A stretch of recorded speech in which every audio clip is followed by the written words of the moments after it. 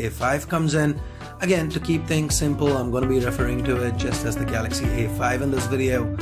First, we've got the A5 itself. Let's peel the protective plastic off and the sticker to the back, removing that. Now let's set the A5 aside for the time being and let's get back to the box contents.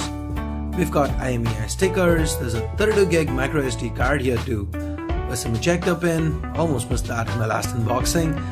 We then have the warranty card and a quick start guide, earphones, a micro USB to Type-C adapter, a Type-C cable, and an adaptive fast charger.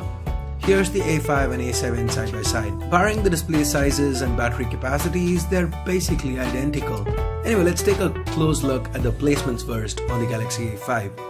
To the front, on top, we've got the sensors, earpiece, and a 16 megapixel front-facing camera.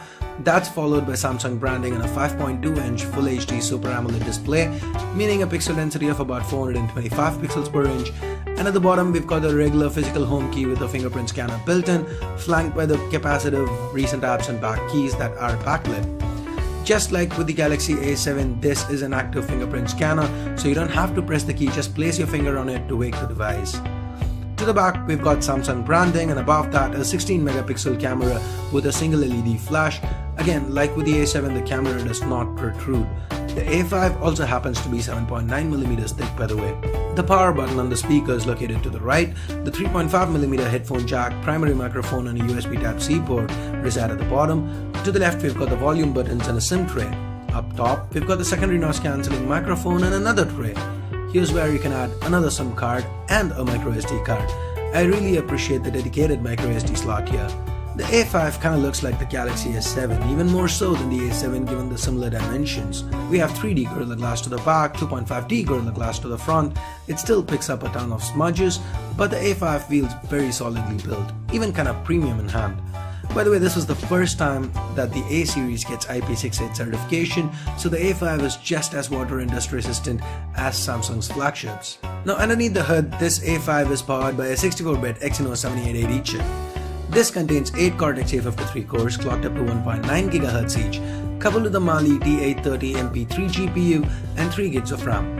Now that's supposed to be on par with the Snapdragon 625, especially given that the 7880 is also built on the 14nm FinFET process.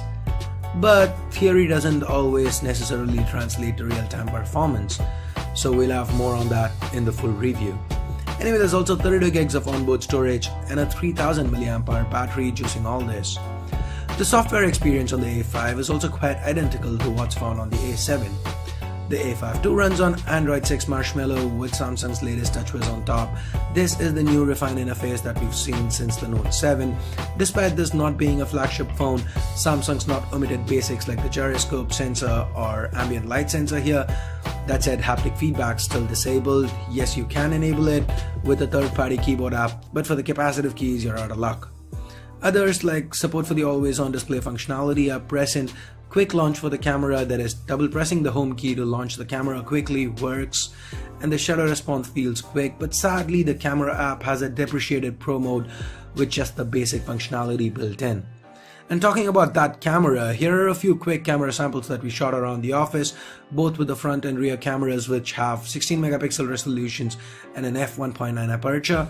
Let me know what you think about these samples.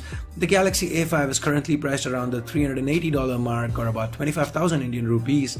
If Samsung happens to launch the A5 in India at this price, things should get interesting. Well, it's no flagship and doesn't necessarily compete with Chinese brands on paper.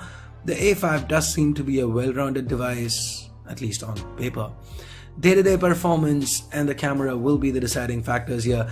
Anyway, I've already been using this phone for a few days now, so we'll come out of the review quite soon. Stay tuned for that.